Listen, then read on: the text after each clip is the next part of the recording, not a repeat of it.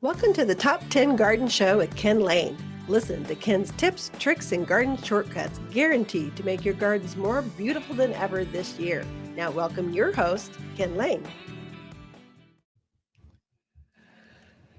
So if you are having a lot of new plants, even stressed plants, actually any plant in the yard, you should be fertilizing. Take advantage of the growing season that's ahead of us. So this is the start of the monsoon planting season. And so if you fertilize plants now, you're going to take advantage of that rain, the humidity, the growth now through the monsoons last through mid-September or so. So you got at least 2 months, maybe more, of good, strong growing season. This is when you can double down on your flower count on roses. You can bring out the crepe myrtles, those flowers, just intense fluorescent colors. The rose of Sharon, or that hardy hibiscus that grows here. Huge flowers, hundreds of them. You get those, a lot of plants will rebloom. So carpet, sages, you've got gaillardias, echinacеas, all these big, showy, just summer plants. Deadhead those, fertilize them, they will take off with new growth. You'll get more plants. If you got privacy screens, fertilize now. They will grow more for you, especially if they're new. They'll grow a lot more for you, so they'll fill in faster. And so just need to fertilize. Now, here's the thing. We are mainly dealing with dead soils here. When you planted, you didn't see a worm, you didn't see any living thing in the soil. That's a problem. That's a serious problem. This is something you folks in the Midwest or areas that have big, thick topsoil layers, you just don't even comprehend or understand. Well, here in the mountains where we've got millimeters of soil and we scraped it off to build your house, there's nothing left except rock, caliche, clay, miserable stuff. Plants struggle. And so you need to rebuild those soil beds, those either raised beds, containers, or you'll actually dig a bigger hole and put a lot of organic matter to attract, to woo in the mycorrhizal colonies, to bring in the worms, to activate that soil around that new tree or shrub. And so this is plants. This is where you need to do that. It's a little bit difficult. It's more difficult to garden here. You need to be more exact. And you're correcting for more than just the plant's health or stressing out the plant. You're correcting the soil so the soil will receive that plant. It'll grow better. If you don't do any of that, you just chuck it in the ground, it'll actually just sit there and look at you. It won't grow. It just sits there and looks at you. And so this is something that's a concern. If you are fertilizing the way you did back in other areas where they had topsoil, you'll burn off. You created all this life in your garden. The plant is growing. You've got apples coming on. You've got plums and peaches and cherries, and things are growing well. And then you throw a synthetic fertilizer on there. This is petroleum-based chemicals. This is the turf builders, these big, strong 2100s, fertilize. I'd say Miracle-Gro. You're going to do damage to the soil. You're going to kill off or repel those worms, the beneficial things in your soil. You'll push them away or kill them outright. You can sterilize your soil. The plant will grow fast, but there's a symbiotic thing that happens with the soil and the organisms in the soil. Your soil should be alive. You may not see it, but it is alive. And if plants see an alive soil, they kind of go, oh, this is happening. I think I'll just grow out here. In fact, there's some mycorrhizal things where the fungi in the soil actually attach themselves to the roots of the plants. They help each other grow better. And so if you're putting chemicals out there, it's not healthy for you, and it's really not healthy for those organisms living in that soil. It's because we've got these, they call them microclimates. Around your yard, there's different climates, different zones where things will grow. Well, your soils are the same way. You've got different type of zones down in there. So you want to treat those with care. So I'm a strong believer in organic fertilizers. All naturals make a difference. So the natural fertilizers, these are meals, typically like cottonseed meal and bird guano and feather meal and bone meal and blood meal, all these meals. These are organics. So as they break down, they actually encourage plant growth, and they double down on the things living in the soil. They encourage the organisms living in your soil. They don't harm them, they benefit to them. So they're feeding off of that too. And as they feed off that, say those worms eat that bone meal or cottonseed meal, then they release it as instantaneous food for that plant. It's like a quadruple benefit, like everything wins. And so use organic fertilizers. That being said, you folks on wells, really be careful. I'm going to put that.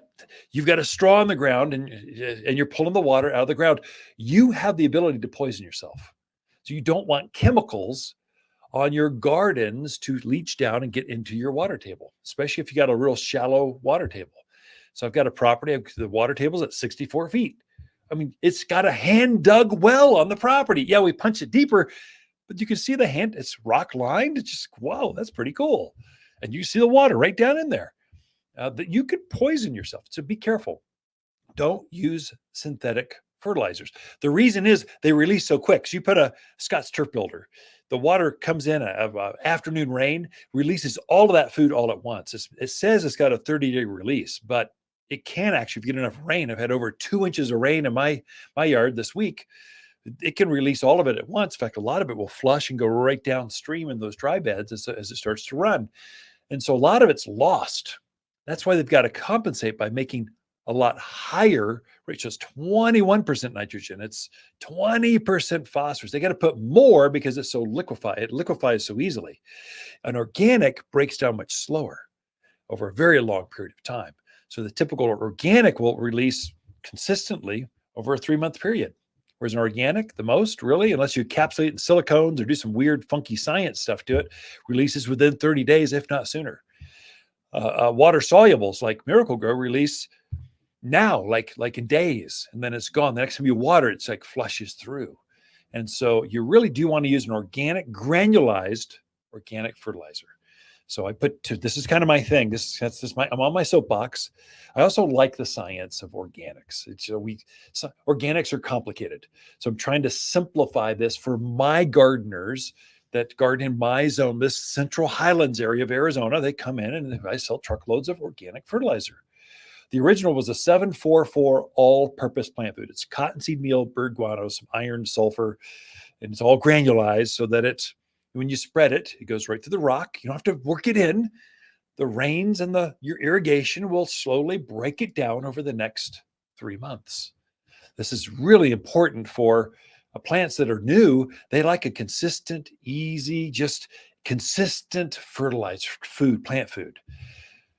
I also make an organic fruit tree food, vegetable food. It's 6447, 7% calcium, because I know you're going to struggle as we go into this rain. We're going to struggle with calcium deficiencies. You'll see some blossom end rot. I'm trying to compensate for that because it's such a common thing here. So I'm making fertilizers for our gardens and to solve issues that happen here, to make plants healthier for here.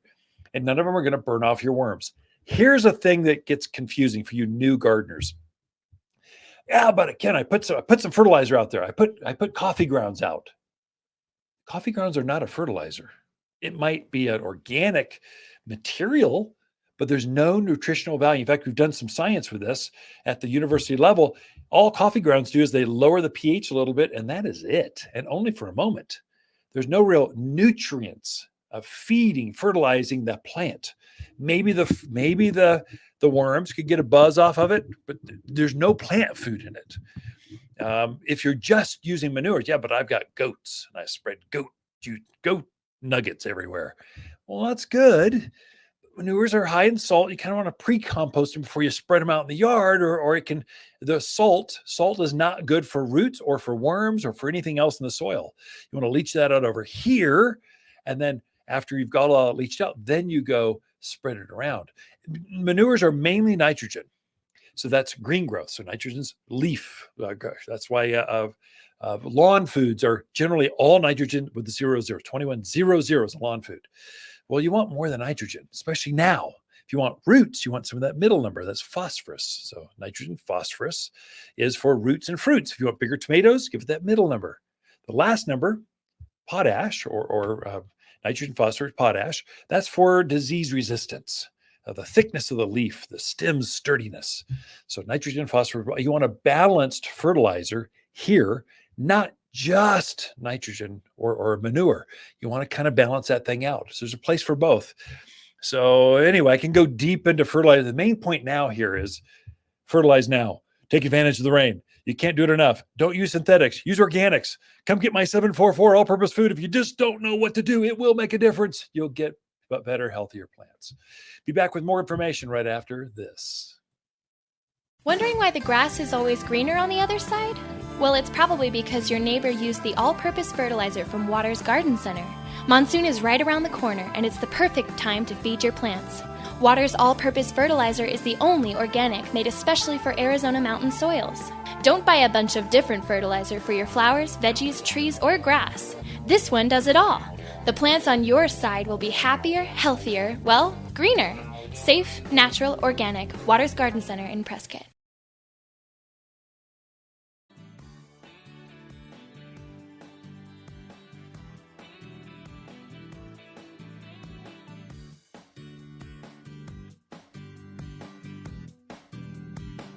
You're listening to garden expert Ken Lain. He can be found throughout the week at Water's Garden Center in Prescott. Thanks for tuning in to the Top 10 Garden Show.